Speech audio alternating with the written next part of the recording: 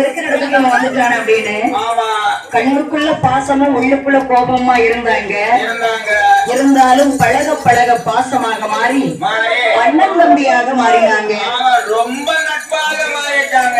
அண்ணன் தம்பியாக இருந்தவங்க நாமும் மைத்துனன் என்கின்ற முறையில வந்தார்கள். அப்படிங்க வந்துட்டாங்க. சரதா. ஆனால் இங்கிருந்து சென்றவர் அந்த அழகு சாம்பாரும் அங்க இருக்கக்கூடிய கங்காணியும் மைத்துனன் அக்காள் என்று பேச ஆரம்பிச்சிட்டாங்க. ஆமாண்டே சரதா. சம்பந்தம் ஒண்ணுக்கலாம் இல்லையா? அண்ணன் தம்பின்னு சொன்னா சொக்காரனா மாறி போயிடும். அப்படிலாம் சேரணும். மாமா மச்சான் அப்படின்னு சொன்னா சம்பந்தம் பண்ணிக்கலாம். சரதா. இப்படியாக கொஞ்ச நாள் வந்து வருகின்ற போது அங்க எப்படி இருக்கின்றது அந்த கம்மாடிச்சி அம்மா எப்படி இருக்கிறாள்? அந்த அம்மா எப்படி இருக்கின்றாள்? ஆண்டவனுடைய அருளினால அன்றும் முதல் புள்ளி மறந்தாள். புள்ளி மறந்தாள். புள்ளி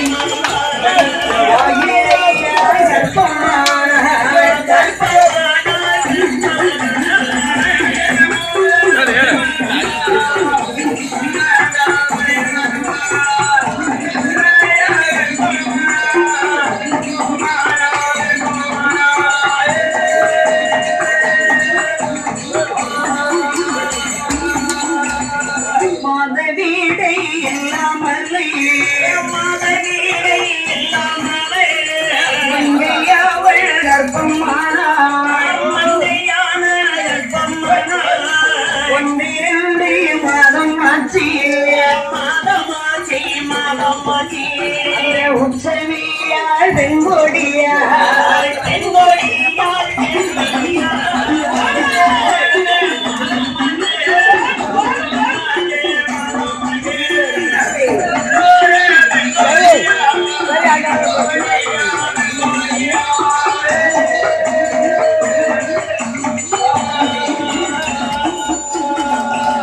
ராதாபுரம் பட்டப்புறத்திலிருந்து சென்றார் அல்லவா? அழகு சாம்பார் அவருடைய மனைவி கம்மாடிச்சு. கணவன் மனைவி சந்தோஷமாக வாழ்க்கை நடத்துகின்ற பொழுது இறைவனுடைய அருளாலே அன்று முதல் குளிமறந்து ஆயிடையால் கருவுற்று 10வது மாதமாச்சு. 10 மாசமா அந்த அம்மாளுக்கு என்னென்ன எதை செய்யணுமோ அதெல்லாம் அழகா செய்து முடிச்சார். ஆமாண்டே. 10வது மாசம் பழுத்துதவள் மேனி எல்லாம் படுத்தால் உறக்கமில்லை, பாய் போட்டால் தூக்கமில்லை. அப்படியா? பிரசவ வேதனையினால் அவசரப்படுகின்ற பொழுது மருத்துவமும் தோழியரும் அங்கு இருக்க கை கொடுக்க ஹரிச்சந்திரவாவை ஆயிழைக்கு உண்டாகி புள்ளி விட்ட சத்தமும் போலே சத்தம் போல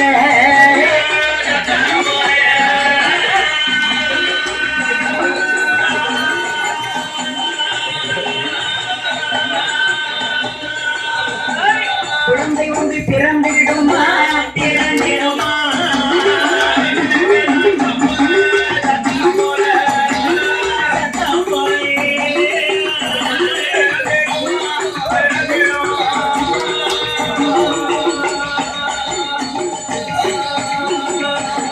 பெண் குழந்தை பிறந்திடுமா பெண் குழந்தை பிறந்திடுமா பேரழகி திருவயத்தில்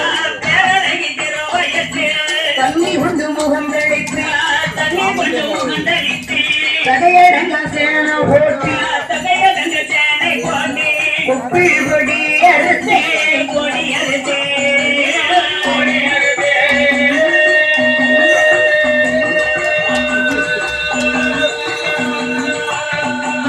ஒரு புலவை போடுகிறார்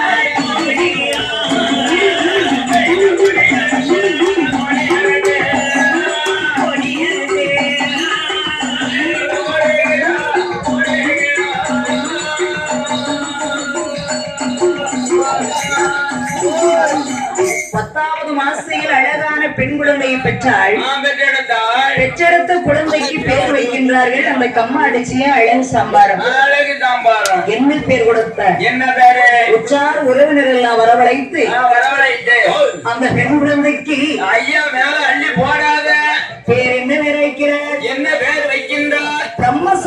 என்றே பேர் வைக்கின்ற. பிரம்மசக்தி. ஆமா, அதாவது சுடலமாட சுவாமி கோயில்ல பேச்சி அம்மன் பிரம்மசக்தி அம்மன் ரெண்டு அம்மாள் இருப்பா. ரெண்டு அம்மாளும் இருக்காங்க.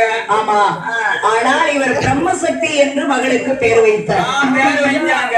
அவளை பிரம்மசக்தி என்று பேர் கொடுத்து பேர் கொடுத்து பேர் கொடுத்த பாலகியை பாலகிய பாலகிய பிரியத்தோடே வளர்த்துவார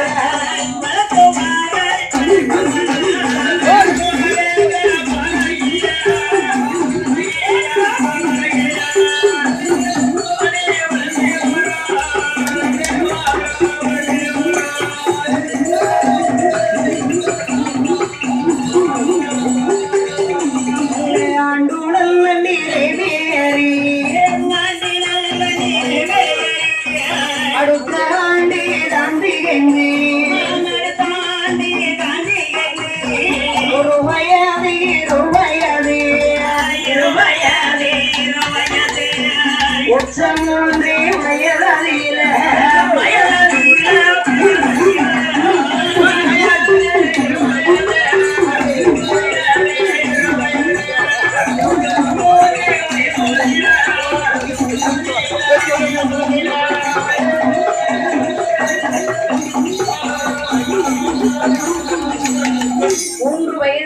பிரம்மசக்திக்கு உதயருக்கு காது குத்தி அருமை பெருமையாக மகளை வளர்த்து வந்தார்கள். இறைவனுடைய அருளால் 3 வருடம் கழித்த பெண்ணார் மீண்டும் கருவுற்று கற்பமாகி அழகு சாம்பாருடைய மனைவியாகிய கம்மாடிச்சி அம்மாள் அடுத்த 10வது மாசையில் ஒரு பெண் குழந்தையை பெற்றார். அந்த 2 பெண் குழந்தைகளும் 2வது பிள்ளைக்கு என்ன பேர் வைக்கிறது தெரியுமா? பேச்சி அம்மாள் என்றே பேர் கொடுத்தார்.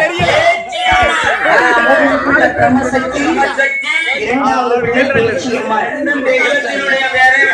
ஆமா, சுடலமாட சுவாமிக்கு தாய்மொழியினுடைய பேர் வச்சிருக்கிறாங்க.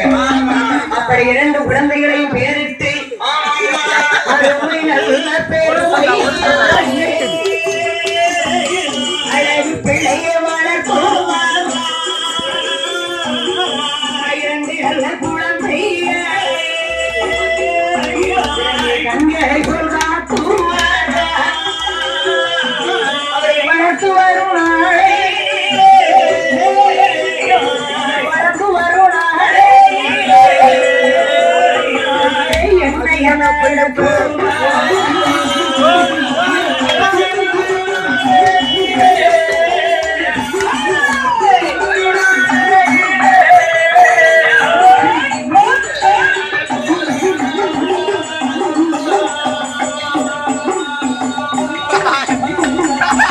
பிரம்மசக்தி பெண்ணாள் வளர்ந்தால் வாலிபமானாள்.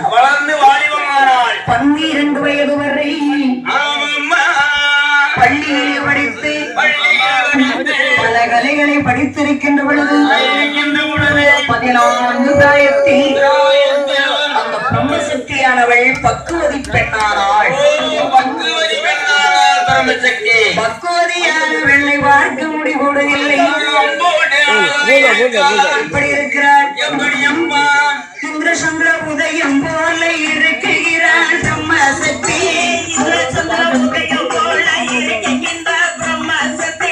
சூரியக்கு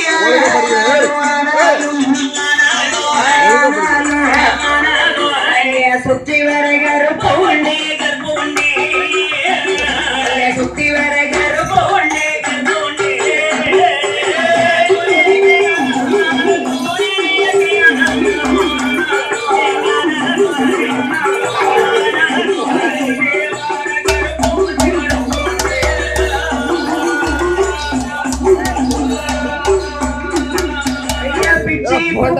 அதுபோல் பெண்கொடியாள் பூத்திருக்காள். மல்லிகைப்பூ பூத்ததி போல் மங்கையவள் பூத்திருக்காள். 16 தாயத்தில் பக்குவதியாகி பார்மலையிலே